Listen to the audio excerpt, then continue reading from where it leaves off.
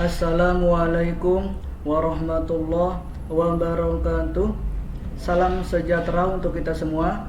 Perkenalkan, nama saya Romi Syahputra dengan NIM 172000372 dan juga ada rekan saya yaitu Saudari Endang Setiorini dengan NIM 172000153 dan juga ada rekan saya yaitu Lela Amelia dengan NIM 172000320. Proyek kali ini adalah mata kuliah komputer forensik, yaitu yang berjudul pencurian data pribadi dalam media elektronik.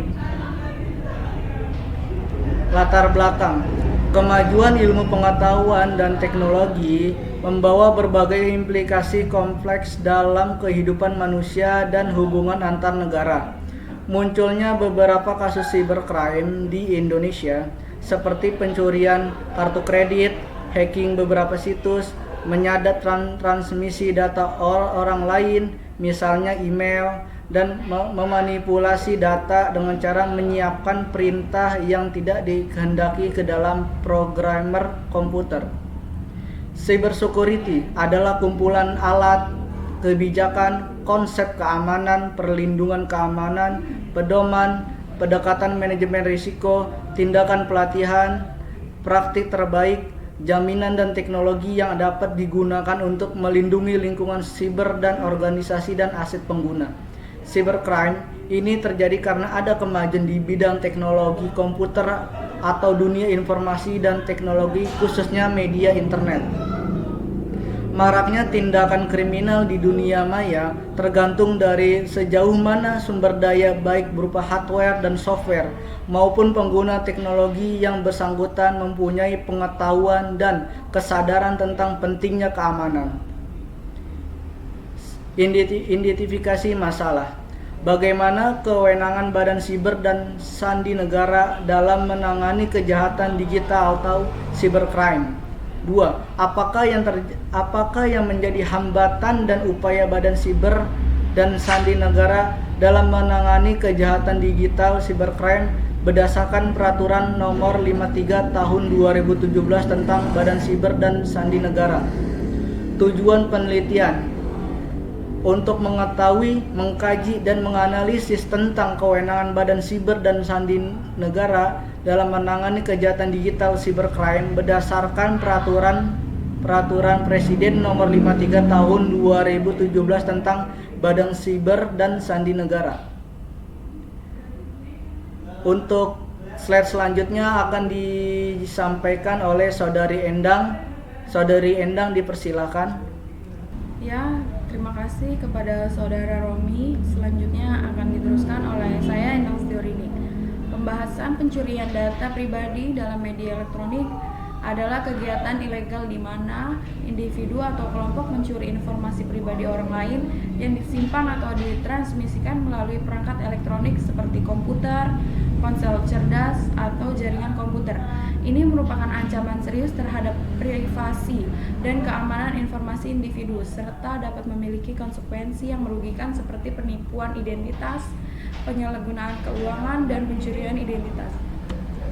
Pencurian data pribadi dapat terjadi melalui berbagai metode dan teknik yang mencakup 1. Malware. Penyerang dapat menggunakan malware seperti virus Trojan, ransomware, dan spyware. Untuk mencuri data pribadi, malware ini dapat menyusup ke dalam sistem melalui tautan yang berbahaya. 2. Phishing. Serangan phishing melibatkan penipuan melalui email, pesan teks, atau situs web palsu yang meniru entitas terpercaya seperti bank, layanan online, atau perusahaan terkenal. 3. Serangan man in the middle. Dalam serangan MITM, penyerangan memasuki jalur komunikasi antara dua pihak yang berinteraksi melalui jaringan. Penyerang dapat menerima dan mencuri informasi pribadi yang dikirimkan antara kedua pihak tanpa sepengetahuan mereka.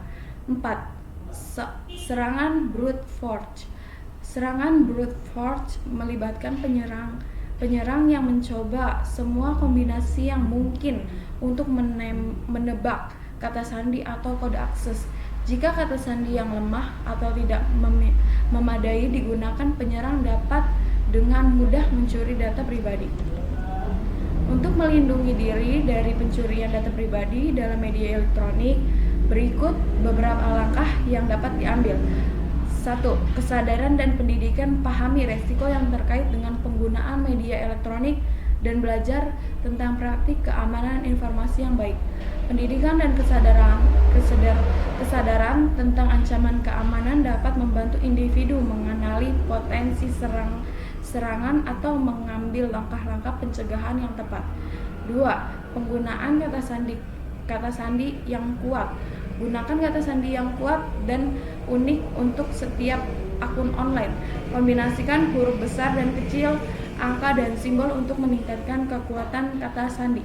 Selain itu, hindari menggunakan kata sandi yang mudah ditebak seperti tanggal lahir atau nama lengkap.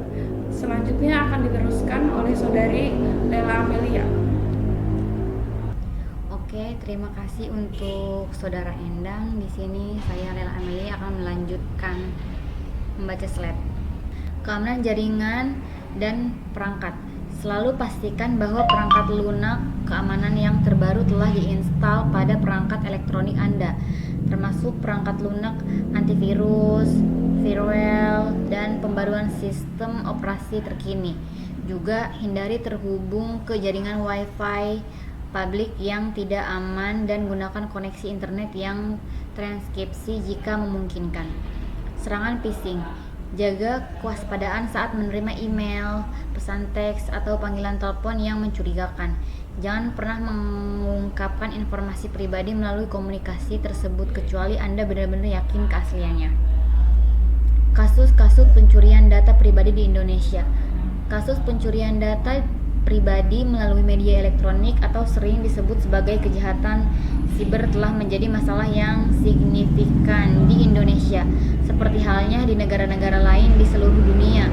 Berikut ini adalah beberapa kasus pencurian data pribadi yang pernah terjadi di Indonesia. Kasus Tokopedia pada tahun 2020. Pada bulan Mei tahun 2020 terjadi insiden peretasan pada platform e-commerce terbesar di Indonesia, yaitu Tokopedia. Data pribadi lebih dari 91 juta pengguna, termasuk nama, alamat email, nomor telepon, dan kata sandi terenkripsi diklaim telah dicuri oleh penyerang. Kasus Traveloka pada tahun 2019. Perusahaan jasa pemesanan tiket pesawat dan hotel Traveloka mengalami kebocoran data yang mengakibatkan informasi pribadi sejumlah pengguna terpapar. Data yang dicuri mencangkup nama lengkap, alamat email, nomor telepon, dan nomor identitas KTP. Kasus Bukalapak pada tahun 2017. Peretasan terjadi pada platform e-commerce Bukalapak. Penyerang diklaim telah mencuri data pribadi sekitar 13 juta pengguna, termasuk nama lengkap, alamat email, nomor telepon, dan kata sandi terenkripsi. Kesimpulan pada presentasi kali ini, pencurian data pribadi melalui media elektronik merupakan masalah serius di Indonesia yang dapat menyebabkan dampak negatif bagi individu dan organisasi terkait keamanan dan privasi data. Tingginya penggunaan media elektronik dan ketergantungan pada teknologi informasi membuat Indonesia rentan terhadap serangan pencurian data pribadi. Hal ini membutuhkan langkah-langkah lebih lanjut untuk meningkatkan keamanan data dan kesadaran keamanan di seluruh sektor. Sekian presentasi dari kelompok kami, kurang lebihnya mohon maaf. Wassalamualaikum warahmatullahi wabarakatuh.